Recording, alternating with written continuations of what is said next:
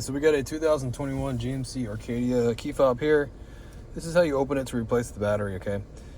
On the left side of the remote, at the bottom, there's a button. You press and hold down, and that will unlock the emergency key.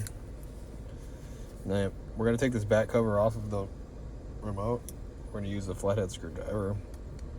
We're gonna put it in like this. We're gonna give it a prying motion, I guess. It's gonna help us pop it open like that. Okay. We can just pop the rest of it off. The back half is the half that holds the battery, and then we can just pull it right out just like that. Battery size is going to be CR2032. Positive sign faces down in the remote where you can't read it anymore, like that. If you need a new battery, check the description box. I have a link takes you to Amazon where you get a new battery.